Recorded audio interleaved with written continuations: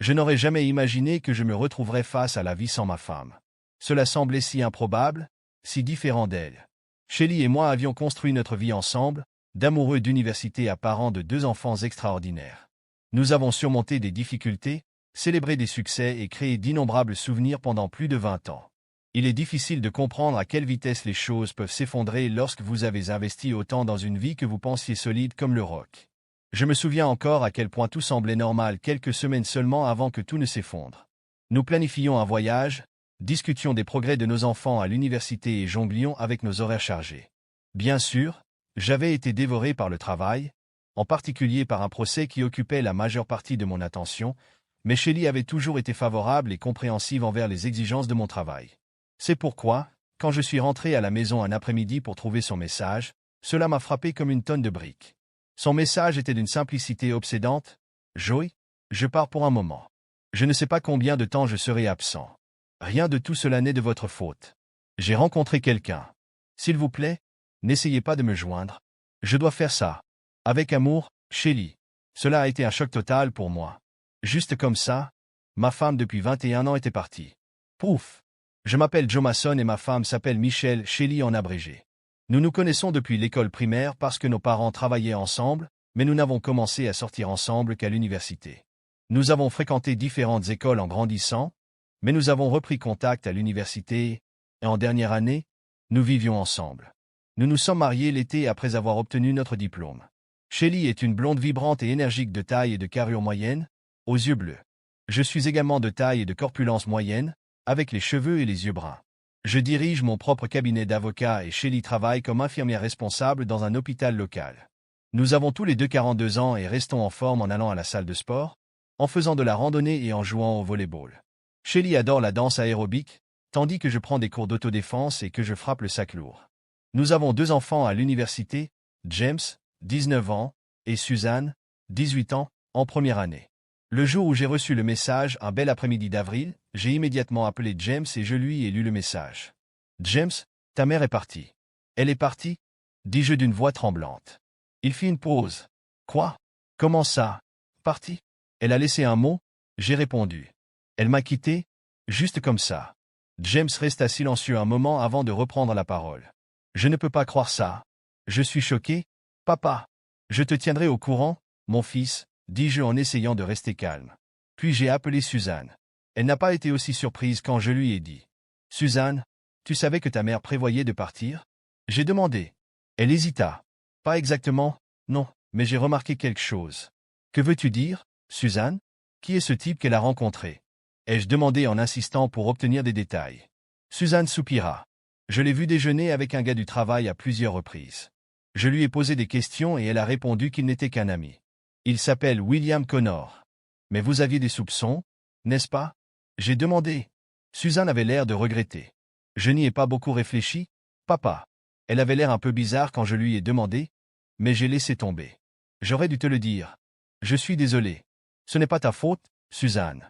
Je vais m'en occuper, dis-je en essayant de la réconforter. Après avoir passé ses appels, je suis allé en ligne pour rechercher William Connor. C'est un médecin qui a récemment quitté l'hôpital où travaille Shelly. D'après sa biographie, il a 40 ans, est divorcé et cardiologue, bien qu'il soit dans l'administration depuis 2 ans. J'ai découvert un incident survenu il y a 3 ans au cours duquel un patient est décédé lors d'une opération chirurgicale à laquelle il avait participé. Il est grand, trapu et blond. Mais lorsque j'ai essayé de trouver son emploi ou son adresse actuelle, je suis resté vide. J'ai contacté un ami doué en informatique pour m'aider à retrouver Shelly et Connor. « Bill, j'ai besoin de ton aide ?» dis-je quand il répondit. « Que se passe-t-il, Joe ?» demanda Bill. « Shelly est partie et je pense qu'elle est avec un gars nommé William Connor. J'ai besoin que vous m'aidiez à les trouver. » J'ai expliqué. « Très bien, je vais creuser la question et je vous ferai savoir si je trouve quelque chose, » m'a assuré Bill. Plus tard, j'ai vérifié nos comptes bancaires. Shelly n'avait pas touché à son compte courant, mais son dépôt direct n'avait pas été effectué ce mois-ci et elle a retiré la quasi-totalité de nos économies, plus de 200 000 $, de notre compte Vanguard commun. J'ai rappelé Bill et lui ai donné les informations de compte pour retracer la transaction. « Je vais y aller, » dit Bill. J'ai décidé de rendre visite aux parents de Shelly, Mark et Sally Banton, qui vivent à environ 30 miles de là. Quand je suis arrivé, leurs 2 voitures étaient garées dehors. Mark a ouvert la porte et m'a conduit dans la cuisine, où Sally était assise à table. « Bonjour, Sally ?» Je l'ai saluée. « Que sais-tu que je ne sais pas ?» Mark parla le premier, l'air résigné. Nous savions que Shelly s'engageait sur une voie risquée, Joe. Elle a tout confié à Sally, mais elle ne voulait pas te faire de mal, a ajouté Sally. Nous avons convenu de ne rien dire jusqu'à ce qu'elle ait l'occasion de vous parler elle-même. Elle ne m'a laissé aucune chance, m'exclamai-je. Elle a aussi pris toutes nos économies. Peut-être que je la ferai arrêter si elle n'en rend pas bientôt la moitié. Je ne suis pas content d'elle ou de son ami. Joe, s'il te plaît, n'utilise pas ce genre de langage, dit Sally en essayant de rester calme. Mark est intervenu. Elle croit qu'il est son futur mari. Je le regardais, abasourdi. Vous le croyez aussi? Parce que je le considère comme un voleur, du moins d'argent. Sally soupira. Nous l'avons rencontré une fois, il y a environ un mois. Elle l'a présenté comme un collègue, mais il était évident qu'il se passait autre chose. Tu le savais et tu ne m'as pas prévenu? Ai-je demandé, ma colère montant. Nous pensions qu'elle reprendrait ses esprits et vous parlerait, a répondu Mark. Je la retrouverai dans quelques jours, dis-je froidement, et, si j'ai raison, je réagirai mal. À ce moment-là, mon téléphone sonna. C'était Bill. Joe, je l'ai trouvé. Shelly et Connor ont accepté un emploi dans un hôpital de Pittsburgh. Ils louent un appartement près de l'hôpital et ont un compte courant commun avec de l'argent dedans, a expliqué Bill, mais les 200 000 $ ne sont pas encore arrivés. Je soupçonne qu'ils ont transféré l'argent à l'étranger. Pouvez-vous le suivre si tel est le cas? J'ai demandé. Ce sera dur, mais je peux essayer. Mais cela coûtera plus cher, prévint Bill. Tenez-moi au courant, dis-je avant de raccrocher. J'ai regardé Sally et Mark, qui me regardaient noter les détails que Bill m'avait donnés. Sally a parlé. Quand elle voudra revenir, la reprendras-tu? Je l'ai regardée. Pourquoi penses-tu qu'elle reviendrait? On dirait qu'elle veut une rupture nette, sans contact. Les larmes montèrent aux yeux de Sally. Je pense qu'elle voudra revenir, Joe. Si elle revenait maintenant et s'excusait, nous pourrions peut-être aller consulter, ai-je dit. Mais plus elle reste avec lui, vivant comme sa femme, eh bien, vous comprenez. Sally a commencé à pleurer et Mark l'a réconfortée. J'ai dit au revoir et je suis parti pour retourner à mon bureau.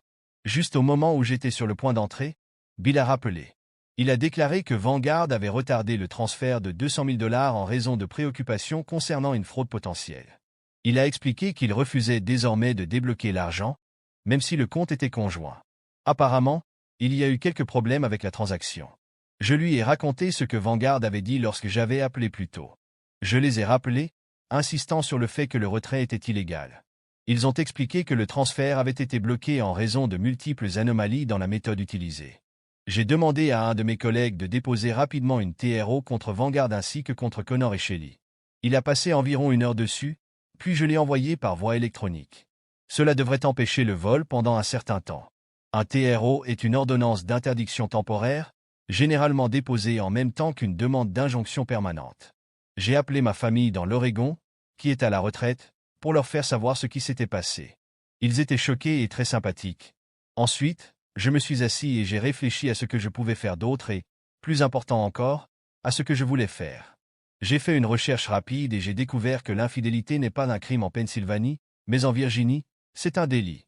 J'ai rangé ça dans mon esprit. J'ai décidé de faire ce que je faisais souvent face à des situations difficiles, appeler mon mentor, oncle Jed. Jed est le frère aîné de ma mère et habite à proximité, à Washington, D.C. C'est un avocat à la retraite, même s'il travaille désormais comme lobbyiste. Pour moi, cependant, il a toujours été une source de sagesse, pas tant en matière juridique que dans la vie. J'ai demandé si je pouvais venir et nous avons convenu d'un dîner. J'apporterai de la pizza raffinée et de la bière chez lui. En attendant, j'ai appelé un détective privé que je connaissais et lui ai demandé de savoir depuis combien de temps Shelly était impliquée avec Connor. Cela dure peut-être depuis un certain temps, qui sait. J'ai essayé d'y repenser. Y a-t-il récemment quelque chose à propos de Shelly qui aurait dû déclencher un signal d'alarme? Je venais de terminer une épreuve longue et difficile qui a duré 4 mois. Nous avons gagné et négocions dans quelle mesure le règlement devrait être réduit. Peut-être que pendant ces 6 mois entre la préparation et la conduite du procès, je n'avais pas prêté suffisamment d'attention à Shelly. Nous étions encore en train de faire l'amour, au moins jusqu'à il y a environ 1 mois, quand cela s'est soudainement arrêté. J'aurais dû remarquer quelque chose plus tôt. Il n'y avait eu aucun changement dans la façon dont elle répondait ni à quelle fréquence. Occupée ou pas, j'ai toujours aimé être avec elle. Après tout, ce n'était pas mon premier essai prolongé. Après quelques semaines, j'ai repris une routine et à la maison, je n'étais plus aussi distrait. Sur le chemin de chez Jed, je me suis arrêté à la clinique et j'ai passé une série de tests pour détecter les maladies sexuellement transmissibles. Ensuite, j'ai récupéré la pizza et la bière. Quand je suis arrivé, Jed m'a accueilli à la porte, comme je me souvenais de mon enfance. La maison n'avait pas changé. Sa dernière épouse l'a quitté il y a environ 1 an. Il était marié à Hélène, une femme merveilleuse, depuis 40 ans, mais elle est décédée d'une pneumonie il y a 5 ans. Depuis, il a eu quelques relations, mais aucune n'a duré. Aujourd'hui, il n'y avait que lui à la maison. Qu'est-ce qui amène un avocat si occupé dans cet endroit calme? Il a demandé. Je lui ai tout raconté, lui ai montré la note et lui ai expliqué ce que j'avais fait jusqu'à présent. Il est clair que cela ne lui ressemble pas, dit-il. Je veux que tu restes assis ici pendant un moment et que tu réfléchisses à propos de ta vie avec elle, de ce que ça a été. Je vais te chercher quelque chose à boire et je reviens dans un instant. Il est parti et j'ai fait ce qu'il m'a suggéré. J'ai pensé à tous les bons souvenirs que nous avions ensemble. Nous avons ri, élevé nos enfants, fait l'amour et bien communiqué. Nous avons tout partagé en couple. En réfléchissant, je me suis retrouvé à pleurer en silence. Elle était la personne la plus importante de ma vie depuis plus de 20 ans. Oui, nous avons eu des enfants, mais c'était elle que j'aimais et en qui j'avais par-dessus tout confiance. Les larmes coulaient alors que je me souvenais de notre vie ensemble, et maintenant elle était partie. Comment a-t-elle pu me faire ça? J'ai sangloté doucement dans ma manche, submergé par les souvenirs. Jed est revenu avec 2 verres et une bouteille de whisky et m'a laissé crier. J'ai versé le whisky dans nos verres. Pendant que je le regardais boire son verre, j'ai fait de même. C'était une distraction bienvenue. Il m'a regardé et m'a dit « Tu es tellement intelligent. Merci. Voulez-vous qu'elle revienne? Je veux retrouver mon ancienne vie, mais cela semble impossible. Je ne suis pas sûr de vouloir qu'elle revienne. Elle pourrait recommencer si j'y survis cette fois. Je pense qu'il faut du temps pour tout traiter. Vous pourriez avoir besoin d'aide pour ce faire. Tout ce que j'ai fait, c'est t'aider à soulager une partie de la douleur, mais tu as besoin de plus d'aide que je ne peux t'en offrir. Je ne suis pas vraiment un grand modèle depuis le décès d'Hélène. Eh bien, tu fais toujours l'amour, dis-je. Ouais, mais ça ne suffit pas quand on a tout eu, répondit-il. Nous avons parlé pendant 2 heures de ce qu'avaient été nos mariages. Nous avons fait des allers-retours et j'ai aussi remarqué des larmes dans ses yeux. Hélène ne reviendrait pas, mais Shelley, qui sait? Je commençais à réaliser que je ne pourrais peut-être plus être avec elle. Après cette longue conversation, j'ai ressenti une montée de colère si intense que j'ai cru que je pourrais m'effondrer. Je me suis levé et j'ai trébuché dehors, dans le jardin, où Jed avait un vieux sac lourd suspendu à un arbre. J'ai commencé à lui donner des coups de poing et des coups de pied dans un accès de rage. Plus furieux que jamais. Toute ma colère était dirigée contre Shelley. J'imaginais lui donner des coups de poing au visage, lui donner des coups de pied dans le corps. Espèce de méchante sorcière sans cœur, insensible et méchante, ai-je crié. Jed a regardé depuis le porche et m'a dit plus tard qu'il avait failli appeler les urgences. Juste au moment où il était sur le point de composer, j'ai donné un coup de pied dans le poirier et une des poires a volé par-dessus la clôture et est tombée dans la cour du voisin. Je me suis effondré par terre en sanglotant. Jed m'a aidé à rentrer à l'intérieur et a fait de son mieux pour me calmer. J'étais complètement épuisé, comme un tas de nouilles mouillées. Même si je suis en bonne forme, j'ai largement dépassé mes limites. Après un certain temps, je ne sais pas combien de temps, il m'a allongé sur le canapé et m'a recouvert d'une robe orientale. J'ai dormi toute la nuit. Le matin, je me suis réveillé avec l'odeur du bacon et du café. Je me suis levé du canapé et me suis levé, toujours un peu tremblant, mais la faim m'a fait bouger. Nous avons mangé du bacon, des œufs et du pain grillé. Après le petit déjeuner, j'ai pris une douche. J'ai jeté mes vieux vêtements et enfilé un survêtement que Jed m'a prêté. Je me suis rasé, j'ai fait un shampoing et je me suis ressaisi. Mes mains étaient enflées et rouges. Je leur ai mis un antiseptique et je les ai bandés, quelque chose que Shelley m'avait appris à faire en tant qu'infirmière. Tout mon corps me faisait mal et j'avais une petite coupure au-dessus de mon œil droit. J'ai utilisé un bandage papillon et j'ai réalisé que j'avais l'air d'avoir combattu et perdu. Environ 24 heures s'étaient écoulées depuis que j'avais lu pour la première fois la note de Shelley. Jed m'a donné les coordonnées d'une conseillère matrimoniale qu'il avait vue, Mary Stevens. Il a dit qu'il croyait qu'elle pourrait m'aider à mettre de l'ordre dans ma vie, notant même que les conseils matrimoniaux ne nécessitaient pas d'impliquer les 2 personnes. J'ai pris la carte, je suis rentré chez moi, je me suis habillé pour le travail et je me suis dirigé vers le bureau. Le personnel a remarqué mon apparence rude et a haussé les sourcils. J'ai convoqué une réunion d'équipe. Nous sommes 12, dont 4 autres avocats en plus de moi. J'ai expliqué ce qui s'était passé et je leur ai dit. Je ne viendrai probablement pas beaucoup tant que les choses ne seraient pas résolues. Nous nous sommes mis d'accord sur un avocat de remplacement pour mes prochaines affaires. Ensuite, Je me suis assis dans mon bureau. Miraculeusement, j'ai accompli du travail. Je suis resté concentré et j'ai déjeuné au bureau. À 17h30, je suis parti et je suis rentré chez moi. Shelly avait emporté quelques vêtements et objets personnels, mais la plupart de ses affaires étaient toujours là. Je suis allé chez Loès, j'ai acheté des boîtes et du ruban adhésif et j'ai commencé à emballer systématiquement toutes ses affaires, vêtements, livres, albums photos, chaussures, tout. J'ai tout rangé dans le garage. La voiture de Shelly n'était pas là, donc il y avait beaucoup d'espace. J'ai appelé Bill et lui ai fait savoir que Shelly avait pris sa voiture. Ensuite, j'ai parcouru la maison et rassemblé toutes les photos de Shelly dans chaque pièce. Je les ai tous jetées, cadres, albums photos, tout. Ensuite, je me suis assis et j'ai réfléchi à tout ce qui s'était passé. J'ai passé un dîner au micro-ondes et je me suis couché. Alors que j'étais sur le point de m'endormir, j'ai eu l'idée de vérifier notre ordinateur personnel et son téléphone, qui était toujours sur le chargeur. J'ai parcouru son courrier électronique mais je n'ai rien trouvé d'utile. Son téléphone, cependant, a reçu des appels provenant d'un numéro en Virginie remontant à environ 6 semaines jusqu'à aujourd'hui.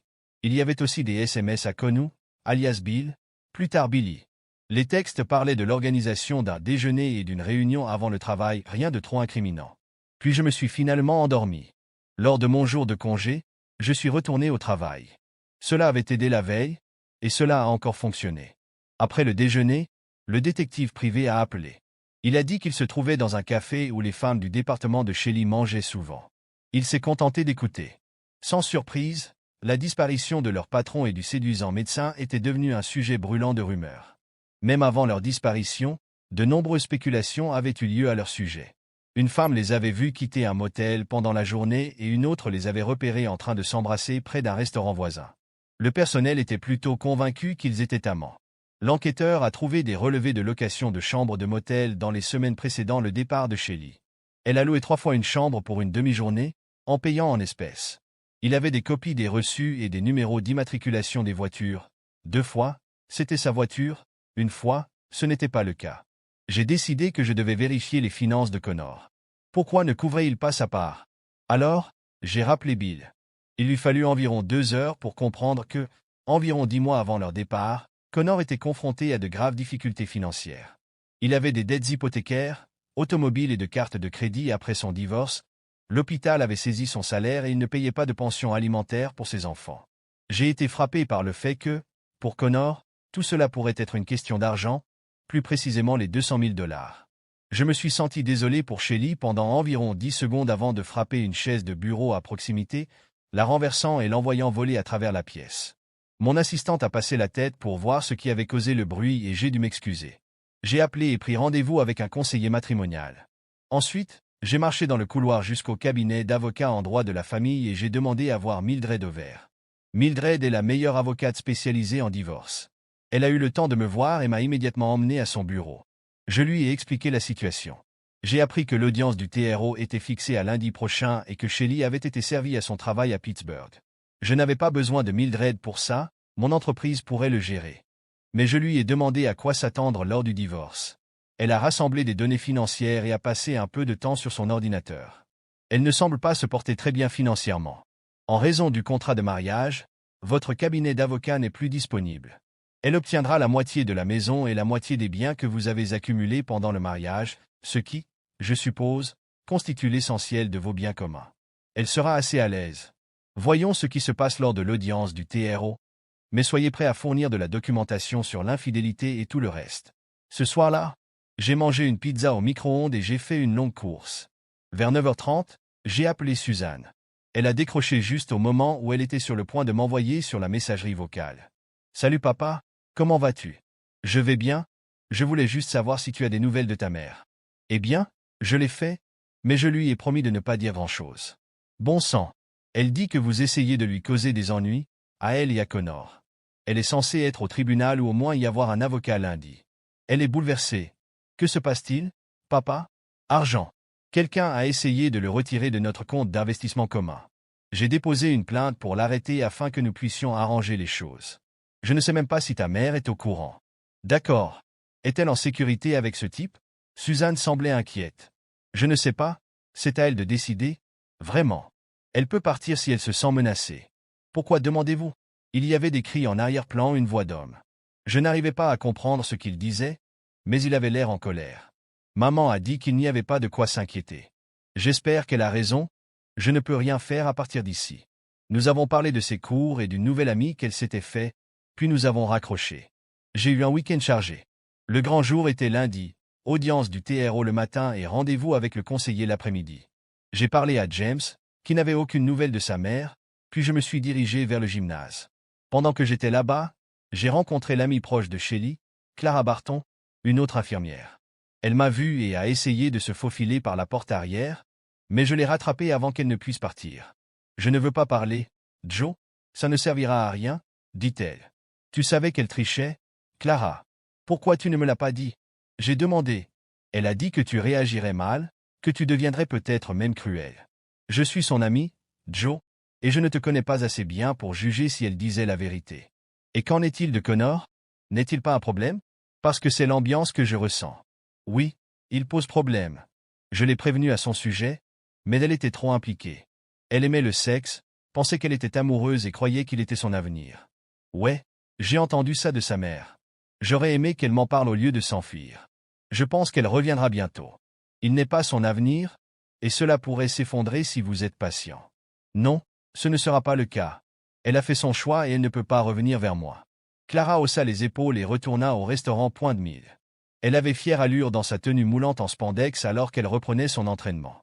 Je l'ai regardée ouvertement, elle l'a remarqué et m'a regardé dans le miroir en souriant. J'ai souri en retour. Elle a augmenté la vitesse sur le tapis roulant, ce qui a accentué sa silhouette, notamment ses courbes.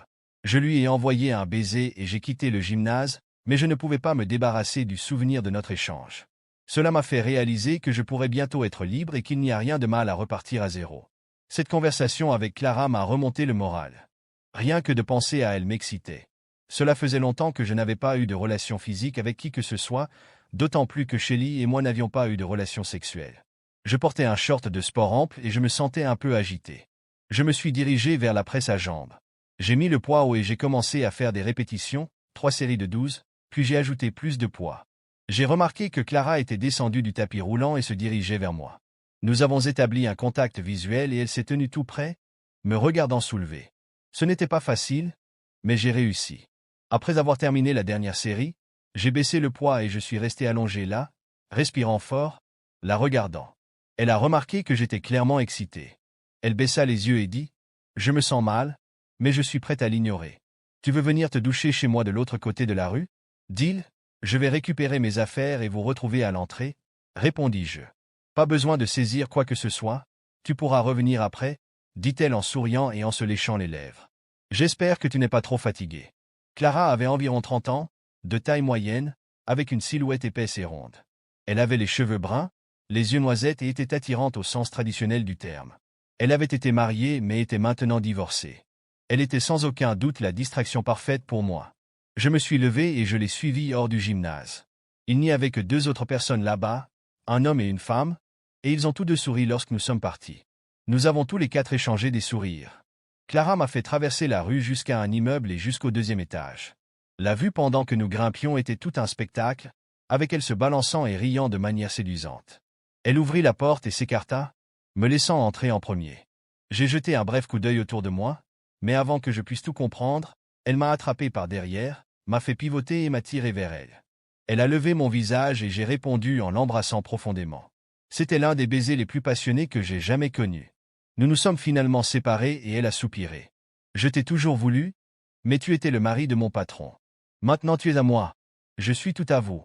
J'ai ri, j'ai pris du recul et j'ai commencé à me déshabiller. Chemise, chaussures, shorts et sous-vêtements, tous disparus. Clara a retiré son soutien-gorge de sport, révélant sa poitrine parfaite, puis a enlevé ses chaussures avant de retirer son short en spandex. Son corps était magnifique, lisse, tonique et courbé aux bons endroits. Elle m'a poussé sur le lit, m'a allongé et s'est appuyée sur ma poitrine avec ses coudes. J'ai commencé à lui donner de l'affection, et bientôt elle a halté, atteignant un fort point culminant. « Prends-moi fort, Joe, fort et longtemps. » Nous nous y sommes jetés, elle a atteint son apogée en premier, et j'ai suivi peu de temps après, nous atteignant tous les 2 des sommets intenses. Épuisé, je me suis effondré à côté d'elle. Après quelques minutes, elle a demandé « Dans combien de temps pourrez-vous récupérer ?» Je ne peux pas le dire avec certitude, répondis-je. Même si c'était le meilleur sexe de ma vie, il s'est avéré que la réponse était d'environ 6 secondes, alors qu'elle commençait à travailler pour me restaurer. Une fois que j'étais prêt, le deuxième tour a commencé, mais cette fois, elle a pris les devants. Cela ne me dérangeait pas du tout. Nous avons de nouveau joui ensemble et elle s'est effondrée sur moi. Je me suis évanoui un peu et elle m'a réveillé plus tard. Allez récupérer vos affaires et revenez. Tu peux te doucher ici, dit-elle. Il faisait déjà nuit. Je me suis habillé, j'ai couru chercher mes affaires et je les ai emballées rapidement. En sortant, la femme qui était là plus tôt m'a souri. Vous avez passé un bon moment? Elle a demandé. Oh ouais. Merci d'avoir demandé, j'ai répondu. À mon retour, Clara s'était déjà douchée. J'en ai pris un aussi, puis j'ai enfilé un nouveau short de sport que j'avais dans mon sac, c'est tout ce que je portais. Clara, quant à elle, portait une robe en éponge, que je savais que j'enlèverais plus tard. Nous aurons besoin de nourriture et de bière, dit-elle. Elle sortit 2 bouteilles de bière légère du réfrigérateur et une pizza surgelée du congélateur, la plaça dans le four et régla la minuterie. Pour l'instant, nous avons bu la bière. Alors, tu étais sérieux à l'idée de ne pas reprendre Shelly? Elle a demandé. J'ai peut-être été un peu pressé en disant ça, mais maintenant, avec toi, peut-être que ça semble sérieux. Eh bien, si elle l'a fait, maintenant vous l'avez fait aussi. Avoir des relations sexuelles avec vous pourrait être un argument assez convaincant pour passer à autre chose. Quoi qu'il en soit, pourquoi tout le monde pense-t-il qu'elle voudra revenir? Elle a dû réfléchir sérieusement à son départ. Bientôt, elle réalisera à quel point elle a été stupide. Peut-être qu'elle aura le courage de me demander de la reprendre, mais peut-être pas. Elle pourrait avoir trop honte. Je vais te dire ceci, Joe, elle est avec ce type depuis longtemps. Je ne pense pas que je pourrais pardonner ça. Votre relation est probablement ruinée. Je ne peux pas l'imaginer, demandera-vous de changer d'avis. Eh bien, mon grand, quoi qu'il arrive, tu sais où me trouver. Je ferai de mon mieux pour te rendre fou, je le promets. J'ai fini ma bière au moment où le four sonnait et Clara a servi la pizza. Nous l'avons mangée en 15 minutes, avons bu plus de bière, puis nous nous sommes à nouveau amusés. C'était incroyable, j'ai réalisé que je tombais amoureux d'elle. Nous avons fait l'amour toute la nuit. Le matin, je me suis réveillé à côté d'elle, tous les deux déshabillés. Mon mouvement l'a réveillée et elle s'est levée du lit pour se brosser les dents, me tendant une brosse à dents de rechange. Après cela, nous avons pris une douche ensemble. Je l'ai pressée contre le mur et nous avons fait l'amour debout. Je n'avais jamais rien vécu de tel que la passion sauvage que nous partagions sous cette douche. Plus tard, nous avons cuisiné et pris un copieux petit-déjeuner, toujours nus, pourquoi s'embêter à s'habiller? Après le petit-déjeuner, nous nous sommes allongés sur son canapé, digérant notre nourriture, et avons bientôt fait l'amour à nouveau, se terminant par notre libération intense habituelle. Elle a dit, « Je ne sais pas quoi faire de tout ça. J'ai toujours été attiré par toi, et hier, quand j'ai vu mon opportunité, j'ai sauté sur l'occasion, pour ainsi dire. Comme une tigresse, je dois dire. Je ne m'attendais jamais à quelque chose comme ça. C'est incroyable, nous venons de faire l'amour, mais je te veux déjà à nouveau maintenant. » Elle a ri en voyant mon expression. « Ne vous inquiétez pas, je sais que vous aurez peut-être besoin d'un peu de temps. Peut-être. Je ne savais pas combien de temps cela me prendrait, c'était comme une expérience. 10 minutes? 20? Nous avions besoin de réponses, dit-elle. J'essaie de donner un sens à tout cela.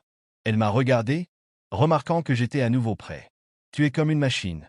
Pouvons-nous parler après ce prochain tour? Oui. 20 minutes plus tard, elle se dirigea vers la salle de bain.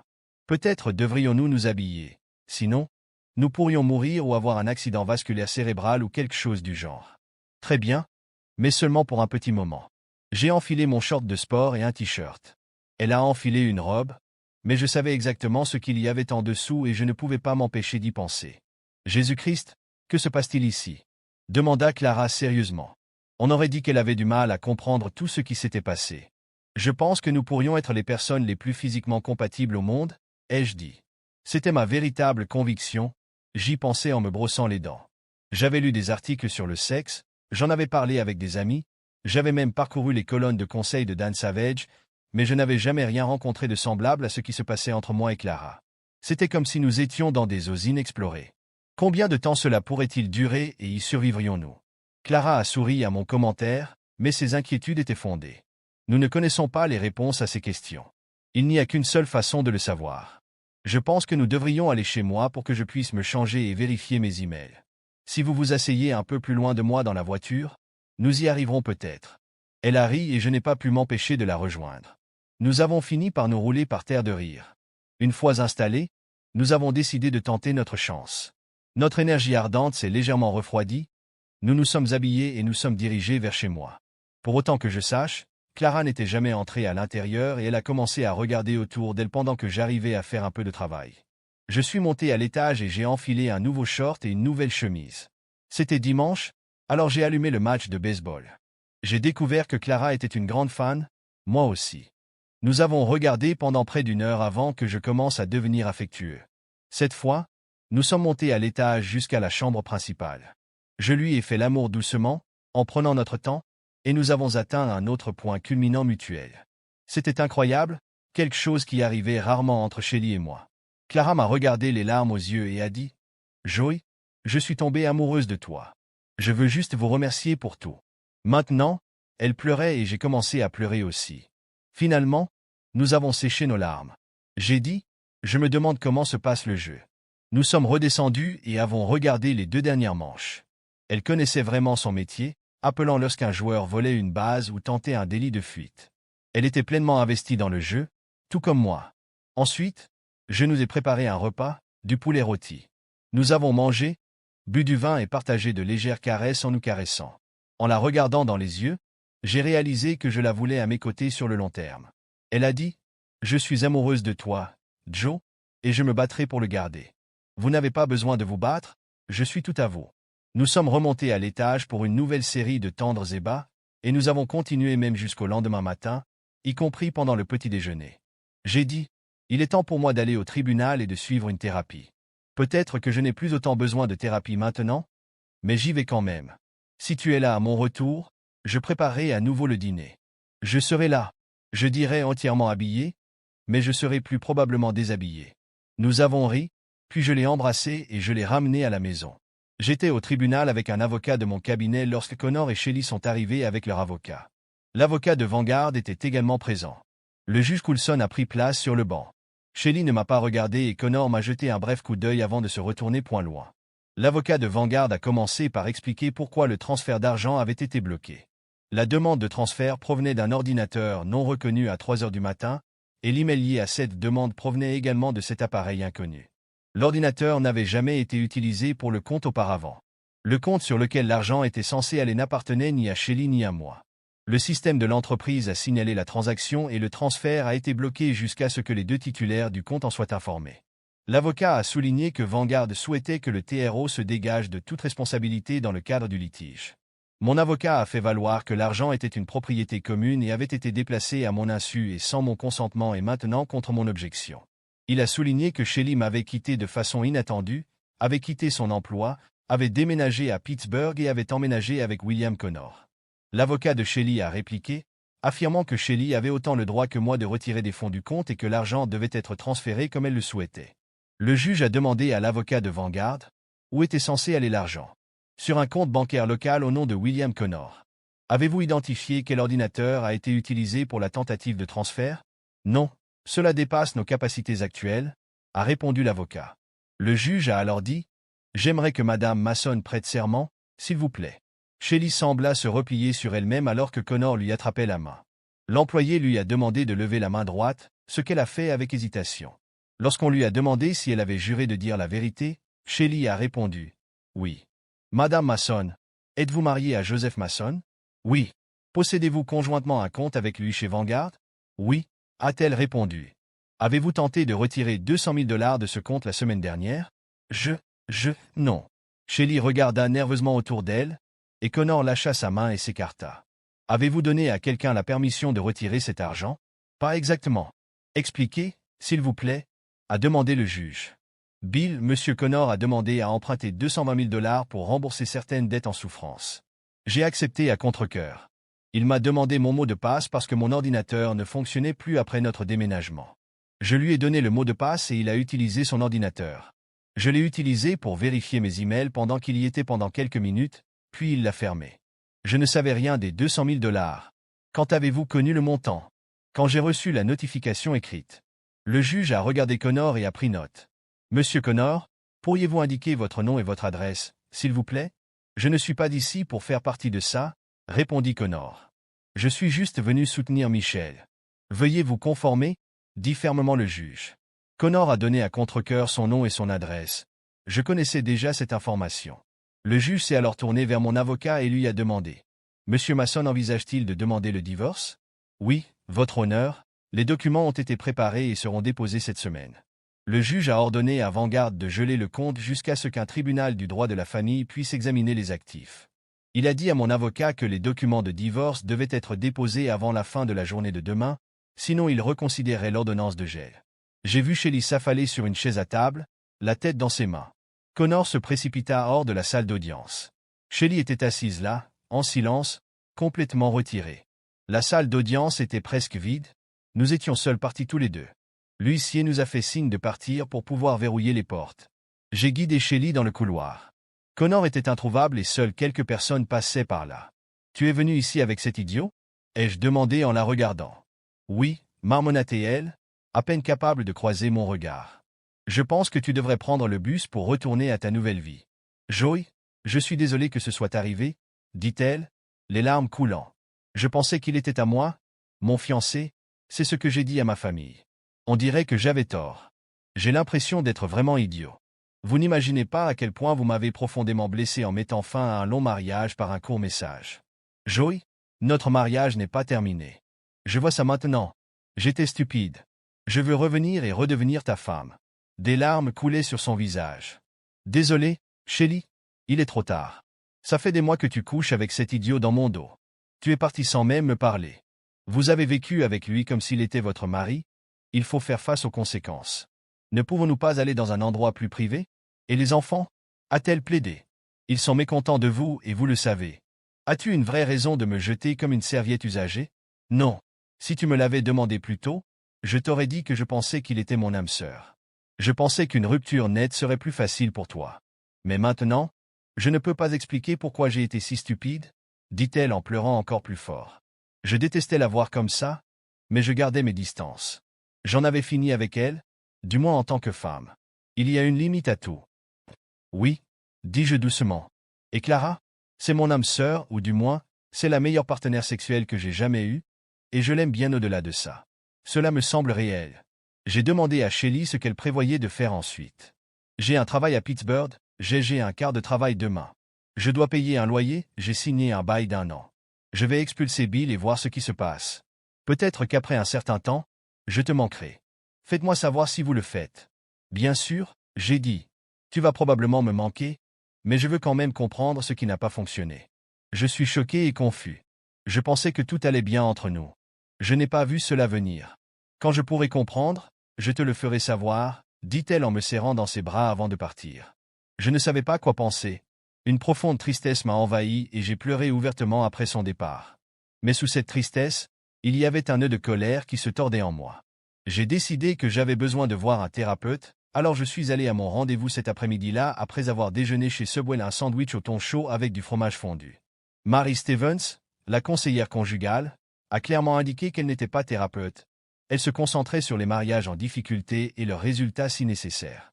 À première vue, elle ressemblait à une grand-mère aux cheveux gris typiques, mais lorsqu'elle traversait la pièce pour me serrer la main, elle bougeait avec une grâce athlétique et son sourire était chaleureux et sincère. Je l'ai aimée immédiatement. « Qu'est-ce qui vous amène ici, Monsieur Mason? S'il te plaît, appelle-moi Joe. » Ma femme m'a soudainement quitté. Elle a écrit un court mot et a déménagé à Pittsburgh avec son nouvel homme. Avant cela, elle couchait avec lui depuis environ 1 mois. Je vois. Et comment as-tu réagi? J'ai expliqué qu'au début, j'étais complètement dépassé. Ensuite, j'ai parlé de ma séance avec Jed et du temps passé à frapper le sac lourd. J'ai dit que j'avais le cœur brisé, puis je me suis mis en colère. Maintenant, j'avais l'impression de vivre les deux émotions en même temps. Je pense que vous avez rapidement traversé plusieurs étapes qui surviennent souvent à la fin des mariages. La dépression, la tristesse et la colère, a déclaré Mary Stevens. Ces sentiments peuvent alterner pendant un certain temps. Comment te sens-tu maintenant? Je suis confus, pour être honnête. J'étais au gymnase, soulevant des poids pour évacuer ma colère. Je suppose qu'il y avait une infirmière là-bas, Clara Barton, quelqu'un que je connaissais par l'intermédiaire de Shelly. Croyez-le ou non, je l'ai coincé et lui ai demandé ce que Shelly avait fait au travail avec ce médecin. Au début, elle ne voulait pas me le dire, mais finalement, elle l'a fait. Puis je l'ai remarqué en spandex sur le tapis roulant. Nous avons établi un contact visuel à travers le miroir, et la prochaine chose que j'ai su, c'est que nous étions dans son appartement de l'autre côté de la rue en train de faire l'amour. Et je n'ai jamais rien fait de tel auparavant. Nous ne nous sommes pas quittés de la nuit ni du lendemain. Cela fait plusieurs jours maintenant et j'ai à peine réussi à me rendre à l'audience d'aujourd'hui. Marie eut d'abord l'air surprise, puis sourit ce sourire dont j'avais déjà parlé à quel point j'aimais. « Alors, vous êtes clairement attiré par Clara Barton, l'infirmière ?» demanda-t-elle, presque en riant. Il y avait une lueur dans ses yeux. Comment a-t-elle fini par porter un nom comme Barton? C'est un nom d'homme et elle est devenue infirmière. Je me suis senti un peu gêné et j'ai dit que je ne lui avais pas posé de questions, nous n'avons pas beaucoup parlé jusqu'à présent. Je suis tenté de demander des détails, mais non, ce ne serait pas approprié, dit-elle en inclinant légèrement la tête. Nous étions assis de part et d'autre de la table et elle croisa les jambes, toujours souriante. Je me sentais commencer à réagir. Elle ne ressemblait pas du tout à la figure de grand-mère que j'avais initialement perçue. Quelque chose ne tournait pas rond.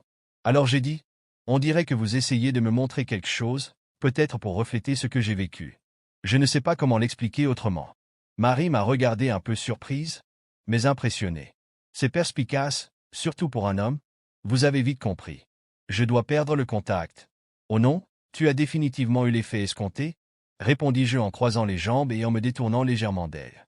Ce que j'essayais de dire, a-t-elle dit, c'est que vous êtes particulièrement vulnérable en ce moment. Physiquement parlant, vous pourriez facilement devenir la proie de femmes qui voient une opportunité.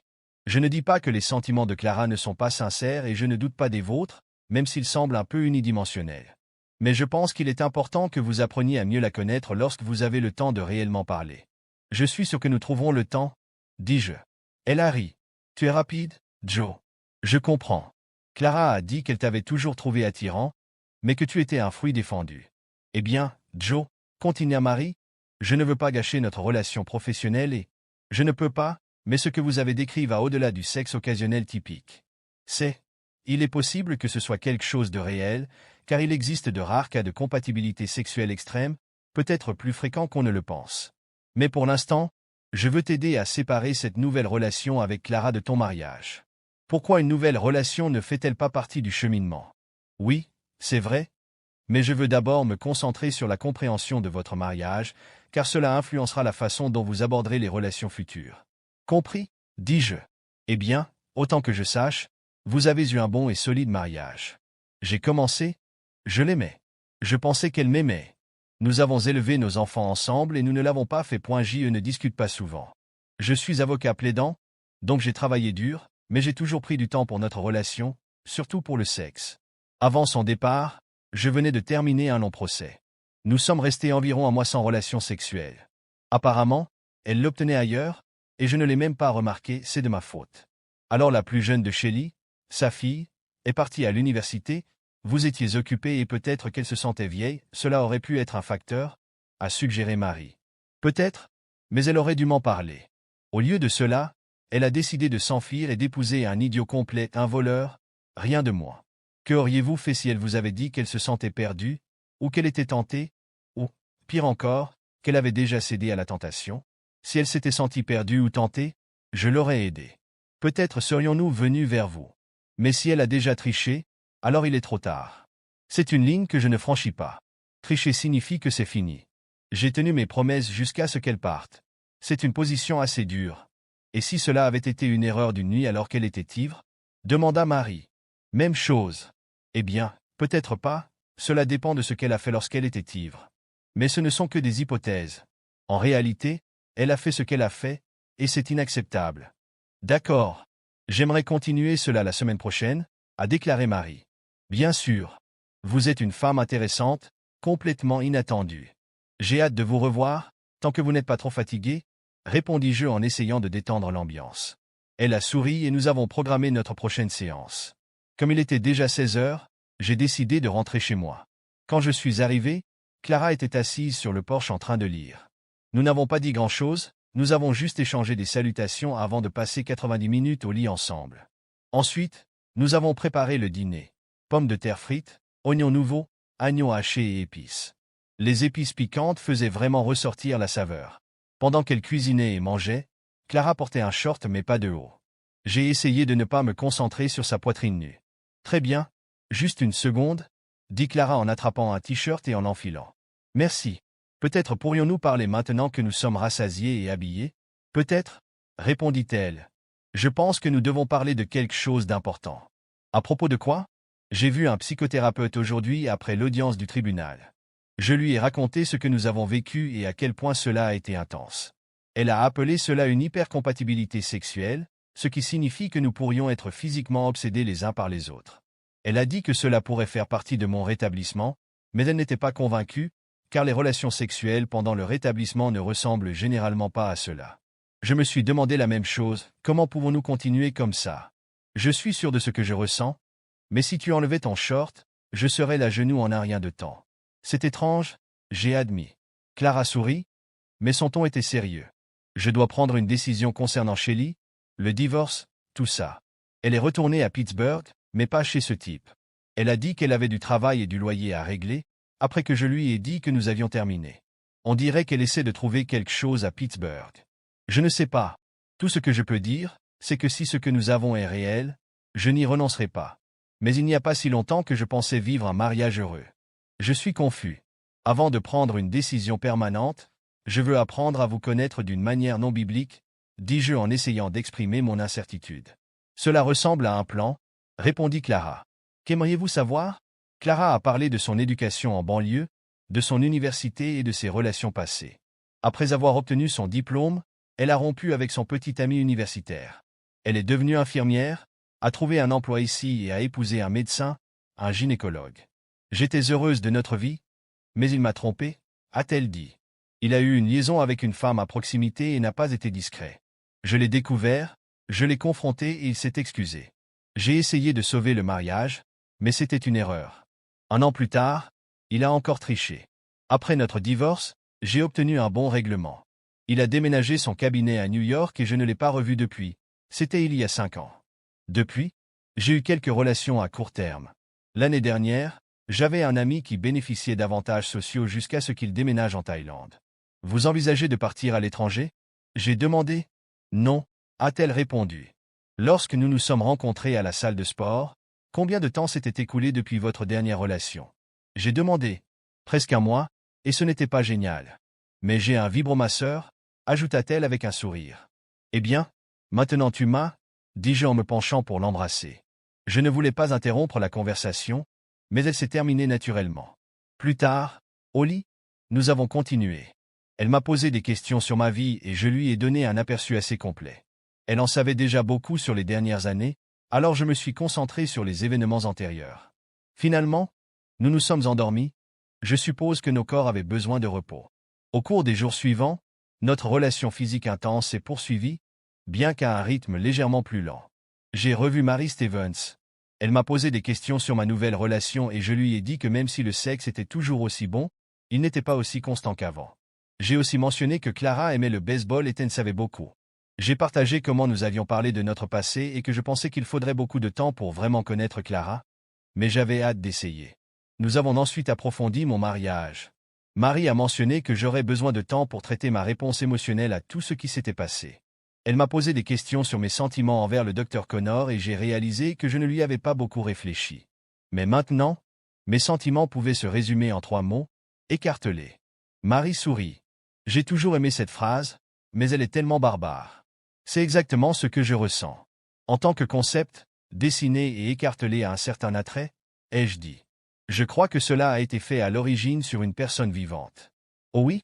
Maintenant, je suis curieuse de savoir comment tu en sais autant, répondit-elle avec un sourire. Nous ne parlons pas de moi, je suis juste une personne ordinaire avec des émotions, dis-je en essayant de ramener la conversation en arrière. Toujours souriante, elle ajouta. Tu sais, sans Clara, je t'aurais peut-être proposé un rendez-vous. Je comprends ce que vous faisiez, mais c'était une démonstration très efficace, juste pour que vous le sachiez. J'ai souri. Je pense que tu l'as déjà fait. Oui, j'ai toujours eu ce talent. Si vous n'étiez pas impatient, je pourrais l'utiliser sur vous, mais maintenant c'est interdit, taquina-t-elle. Nous avons terminé la séance et j'ai programmé un autre rendez-vous dans 2 semaines. J'ai également demandé à Shelly de demander le divorce. Elle avait un avocat et comme il n'y avait pas d'enfants mineurs impliqués, le divorce s'est déroulé sans problème. Il a fallu environ 8 mois. Shelly est restée à Pittsburgh et nous avons parfois parlé au téléphone. Elle m'a dit qu'elle sortait ensemble et je lui ai parlé de Clara. Shelly a soupiré quand je l'ai évoquée. Cette fille a toujours voulu toi, dit Shelly. Je pouvais le voir. Je suis tellement idiote, dit-elle, l'amertume dans la voix. Quant à Clara, elle a emménagé chez moi et j'ai racheté la part de Shelly. Notre compatibilité sexuelle s'est installée dans un rythme plus normal. J'ai dit à Clara que je l'aimais et que je voulais que notre relation continue, mais je n'avais pas envie de me remarier, j'avais déjà été brûlé. Clara n'avait pas d'enfant mais en voulait au moins un. Nous en avons discuté, elle avait 37 ans et j'ai abordé le sujet avec un mélange d'hésitation et d'enthousiasme. Un jour, Clara m'a dit qu'elle avait arrêté de prendre des contraceptifs. Elle savait que j'avais un conflit interne à ce sujet, mais après avoir arrêté, elle m'a pratiquement fait l'amour jusqu'à ce que je cède. J'ai fini par me sentir plus heureuse que jamais lorsqu'elle a annoncé qu'elle était enceinte, je le savais déjà avant qu'elle ne dise un mot. Sa grossesse a rendu notre vie au lit encore plus excitante pour nous deux.